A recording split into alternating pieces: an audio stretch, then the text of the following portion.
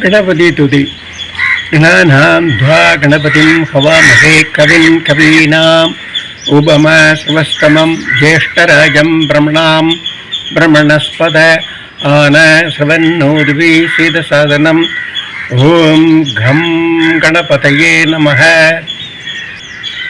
गणानां ध्वा गणपतिं हवामहे कविं कवीनाम् उपमश्रवस्तमं ज्येष्ठराजं ब्रह्मणां ब्रह्मणस्पद आनश्रवन्नोर्वीशीदसादनम् ॐ घं गणपतये नमः। गणानां ध्वा गणपतिं हवामहे कविं कवीनाम् उपमश्रवस्तमं ज्येष्ठराजं ब्रह्मणां ब्रह्मणस्पद आनश्रवन्नोर्वीशीदसादनम् ॐ घं गणपतये नमः। गणानां ध्वा गणपतिं हवामहे कविं कवीनाम् उपमश्रवस्तमं ज्येष्ठराजं ब्रह्मणां ब्रह्मणस्पद आनश्रवन्नोर्वीशीदसादनम् ॐ घं गणपतये नमः।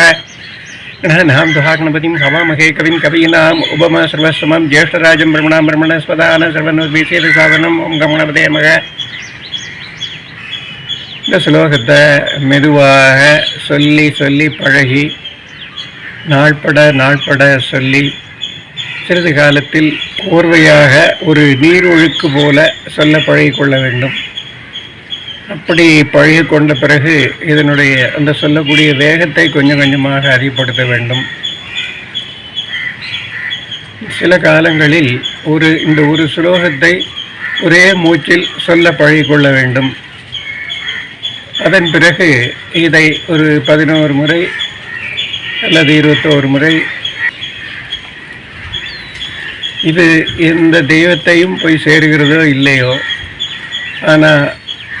ஆனால் நிச்சயமாக ஒரு பிராணாயாமம் செய்யக்கூடிய ஒரு பலனை உங்களுக்கு தரும். பிராணாயாமம் மூச்சு அப்படி பண்ணுங்க இப்படி பண்ணுங்க உள்ள நிறுத்தி படிங்க அப்படி விடுங்க இப்படி விடுங்கன்னு சொல்லி ஒருத்தர் சொல்லி கொடுக்கும்போது குழப்பமே மிஞ்சும். இதில் எந்த குழப்பமும் இல்லை. இதை சொல்லி பழகிக்கிட்டேங்கன்னா இதை நான் சொல்கிற மாதிரி ஒரே மூச்சில் ஒரு 11 தடவை 21 தடவை செய்தாச்சுன்னா நீங்கள் இத்தனை தடவை பிராணாயாமம் செய்த ஒரு பலன் கிடைக்கும். உடலுக்கு நிறைய ஆக்சிஜன் கிடைக்கும். நுரையீரல் பலப்படும், திறமையாக வேலை செய்யும். இதெல்லாம் நம்ம ஆரோக்கியத்துக்கு அடிப்படையான விஷயங்கள்.